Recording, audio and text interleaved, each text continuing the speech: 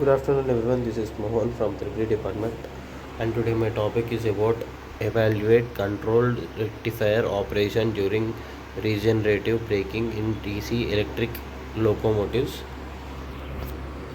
Introduction of DC electric locomotives, foundation of electric transition systems, definition and function.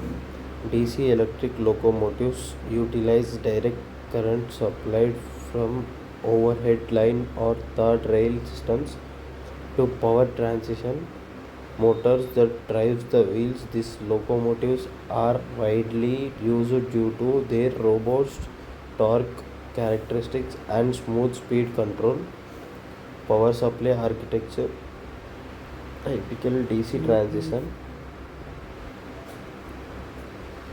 systems operate on 600 volts to 3 kV DC with substations converting AC from the grid into DC through controlled or uncontrolled rectifiers for transmission to the locomotive. Traction motor operation. Series wound DC motors are most common, providing high starting torque and variable speed by adjusting armature voltage or field current. Control and efficiency. Modern locomotives incorporate thyristor-based converters and control electronics to optimize energy use, enhance acceleration, and support regenerative braking. Working principle of control rectifiers, core operation and characteristics, basic concepts, firing angle control, applications in DC locomotives, modes of rectification.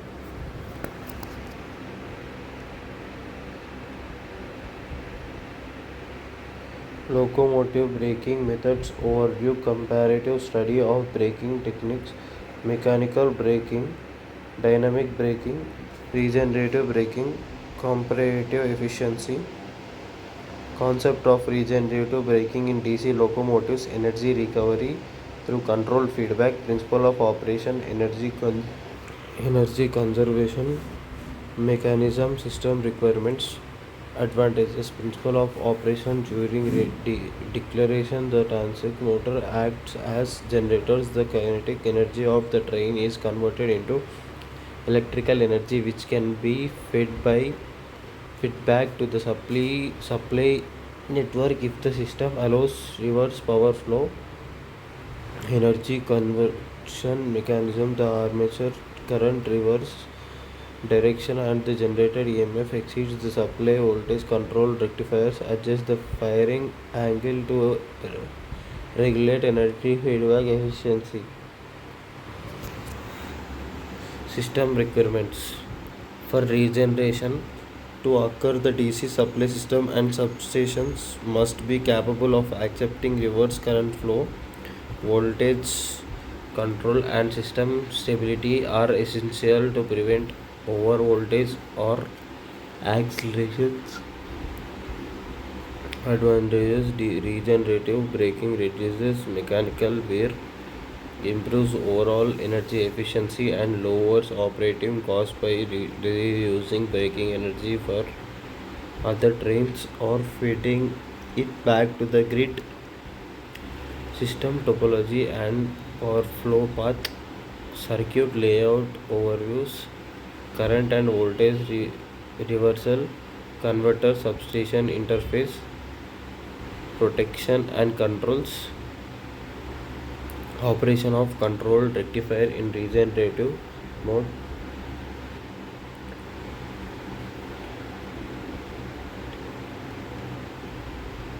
Bidirectional power flow and firing angle control, converter mode reversal, firing angle adjustment, energy feedback mechanism, transition and control logic.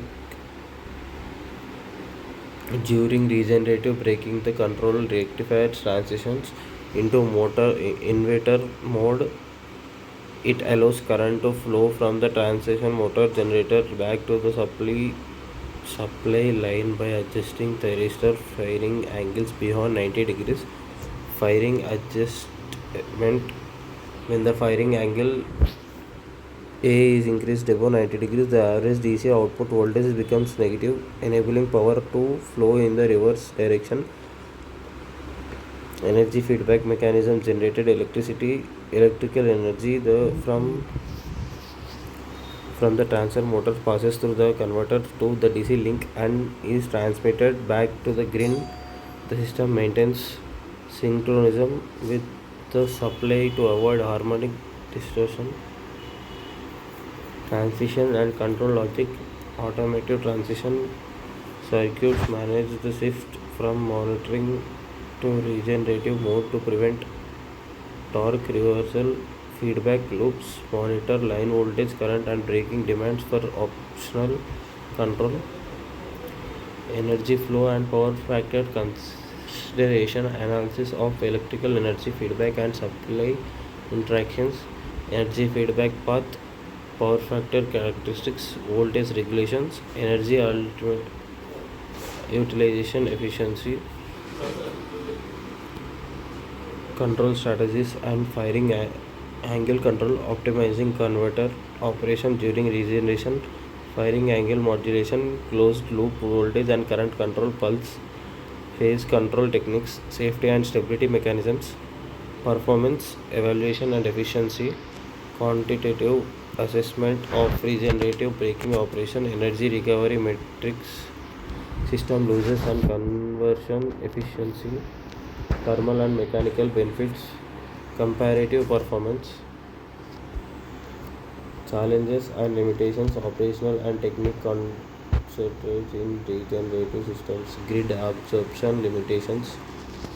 Effective regeneration depends on the ability of the DC supply of substation to absorb return energy in lightly loaded networks.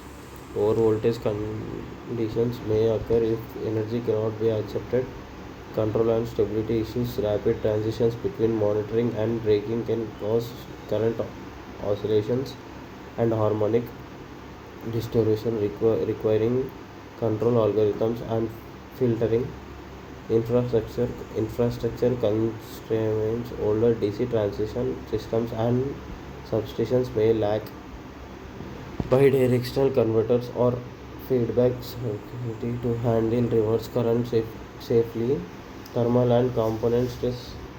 Repeated regenerative cycles can cause additional thermal stress or power electronics requiring